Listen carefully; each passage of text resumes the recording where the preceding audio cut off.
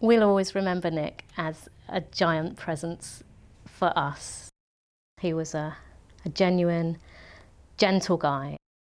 Zoe Alexander's brother Nick was working selling merchandise at the Bataclan concert hall on Friday when the terrorists opened fire.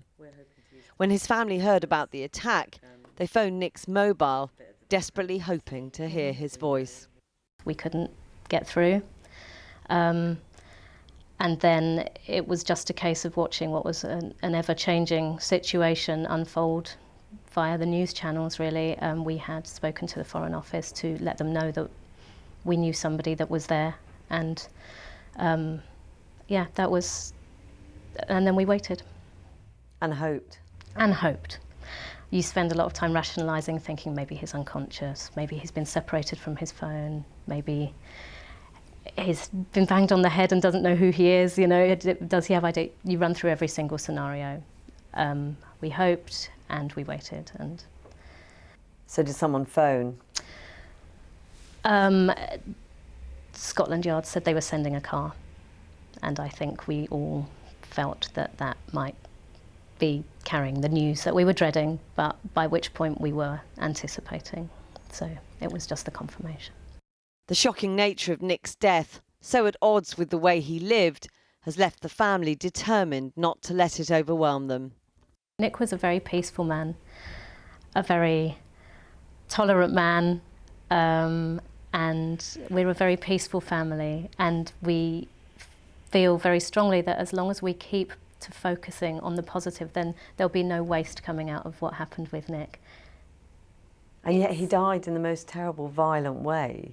It's a waste of life, but it wasn't a wasted life, and we need to focus on that message of positivity. And as for his killers, she doesn't want to speak directly about them. It's not worth our hatred. It's not worth our energy to focus on misery. We need to move forward with life, and life is for living, life is for laughing, and that's how we intend to remember Nick.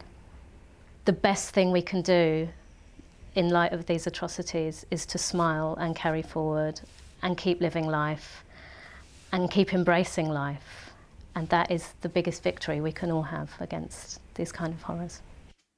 In the last week since his death, tributes have poured in from the bands and musicians he worked with across the world, including the Scissor Sisters and Damon Albarn. Members of the American band, the Eagles of Death Metal, who played that night and escaped unharmed, have been in touch, she says, devastated by what happened to their friend. Touring family is like a family. They were looking up, they felt, you know, they were his family on that night, and I think they felt that they weren't looking after one of their family. But they were. He died with family, and that is a good thing for us. For Zoe and her parents, the next step is to bring Nick's body home from France. Nick is still part of our family, and he's giving us the strength as well to move forward. And not to give in. Not to give in. That would be the last thing we would want to do in his memory.